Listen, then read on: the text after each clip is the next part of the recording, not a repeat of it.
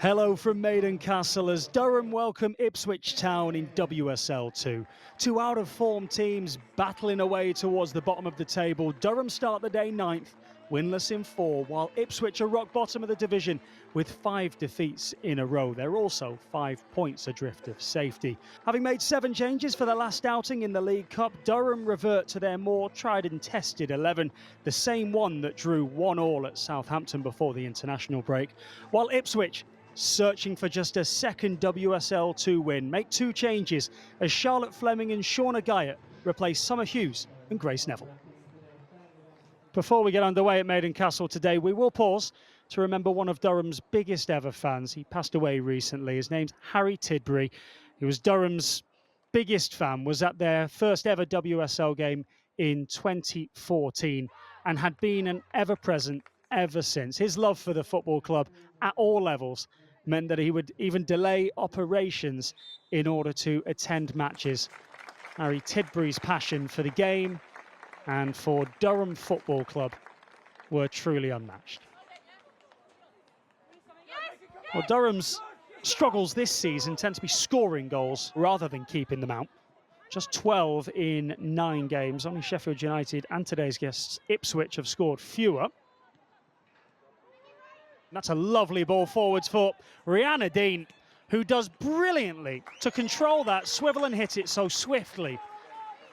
It really is excellent control from Dean, coming close to adding to her tally of 3 goals in the league so far this season.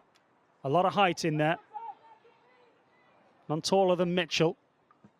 She'll be a target. It breaks, there's an effort, cleared away, comes back out to Guyot, flicks off at Thomas. They've still not managed to clear their lines. Eventually they do through Lambert.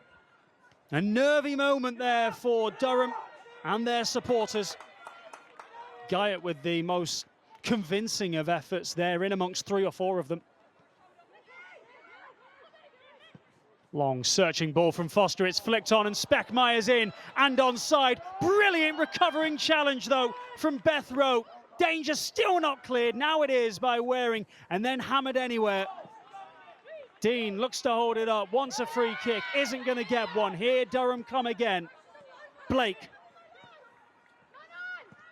The best opportunity of the game so far. Heppel with the flick on, Speckmeyer with the opportunity. She just dithers on the ball. Opens the door for Beth Rowe to come back in and make the all-important tackle. And didn't she do that very well indeed?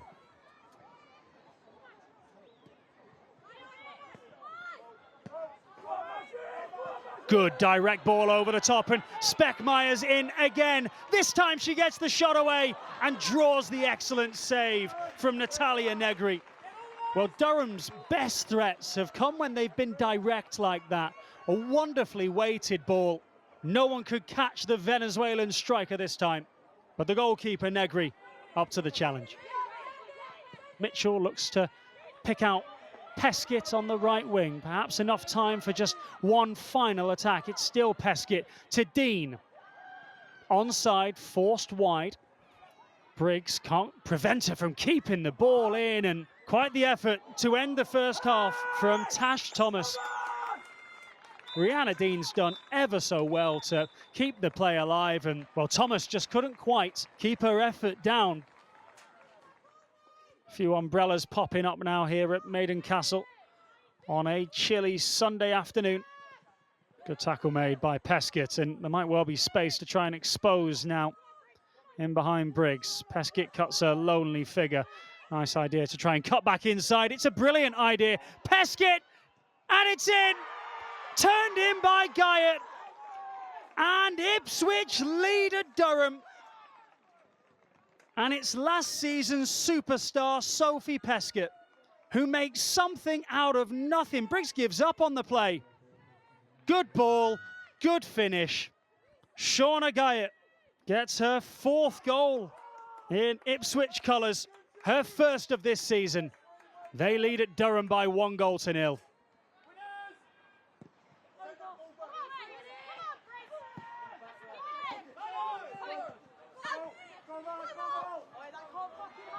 Lambert trying to get in behind. Boswell eventually brings the Durham player down.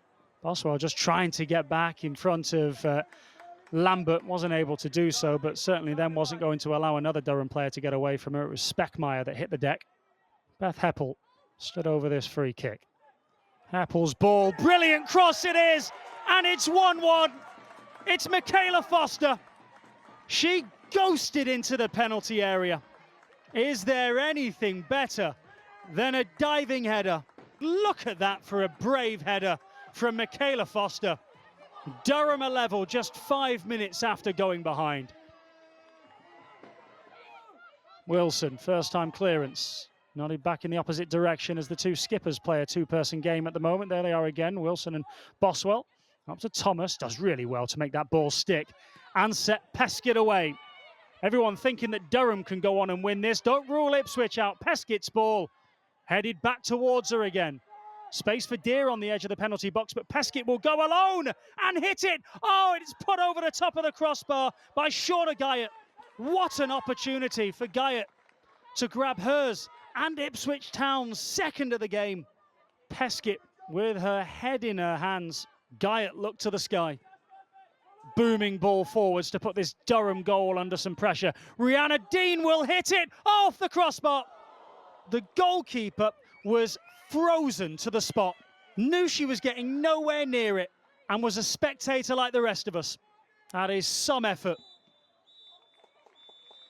And with that, both teams will have to settle for a point. All the action came in the second half. Ipswich led through Guyot.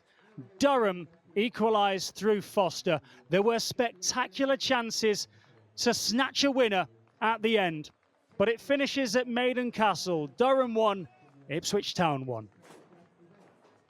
We had a good idea of what to expect from Durham. We know this is probably one of, if not the toughest place to come and pick up points in a division. And we embraced that challenge. I thought we were really good value.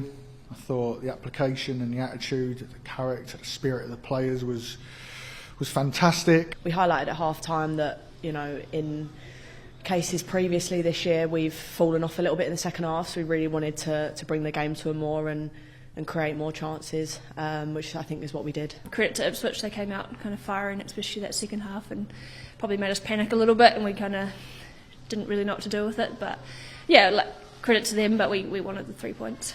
Probably a fortunate point for us in the end. Not good enough, nowhere near our standards, and definitely not the performance that we'd expect here, particularly at home. Lots of good chances in the first half, didn't capitalise on them. If you leave the game in the balance at 0-0, the other side feel a bit of momentum, but overall just a huge disappointment. If we can apply that same kind of spirit, character, personality, and have some quality that can be important in both boxes, we no doubt we're going to pick more points up.